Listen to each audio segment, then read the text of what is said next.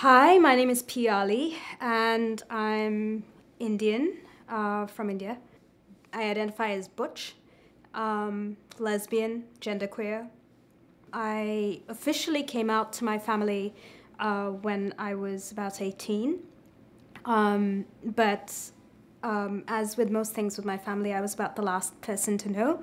And they pretty much confronted me about my sexuality, and luckily, my experience with coming out to my mom in particular was very pleasant and supportive.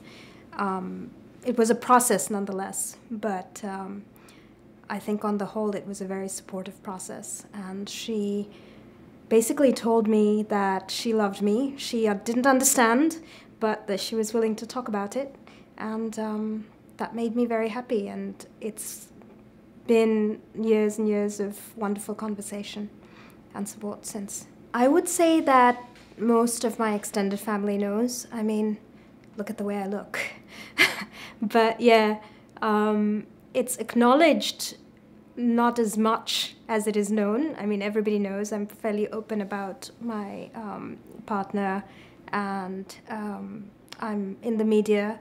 I'm in a film that's out in the circuits right now. So people are very aware of my sexuality. I think my gender identification tends to be more of a mute point, or the elephant in the room, if you will, than my sexuality. I definitely think that when I am in India, I stand out like a sore thumb.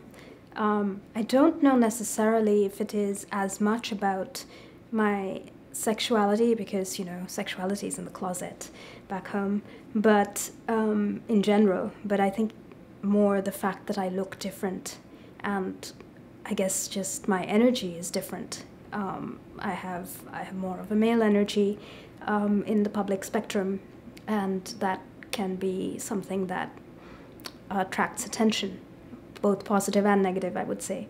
And it's been dealt with in a variety of different ways by people who don't know me, and I think mostly I attract a lot of confusion and apology from people I have to interact with in a daily sense, where they don't really know how to behave. So I'd say it has more to do with both me and them being unable to articulate or conform to some kind of vocabulary or language around the way I look and why I'm different.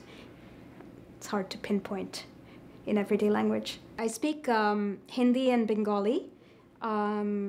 My family is from the East, and I grew up speaking Bengali, but I went to school in North India and was required to learn and live among people who speak Hindi. So I grew up fluent in both those languages.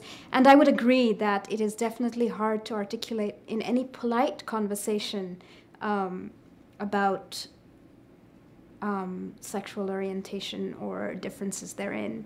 But also because speaking about sexuality, whether it's heteronormative or in any way different from that, is so taboo back home in any case that adds another layer of challenge to the situation.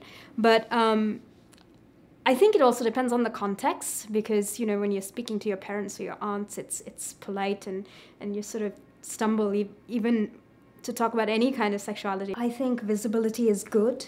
I think the more people get comfortable with you and me being one of them, the more they are able to feel comfortable finding language and vocabulary around communicating with you and me about what matters to us, because I'm sure it matters to them as well, since we're all part of the same community. And I think it's going to matter more if it's more in the public spectrum. And so I think that definitely the Asian Pride Project is of substantial import.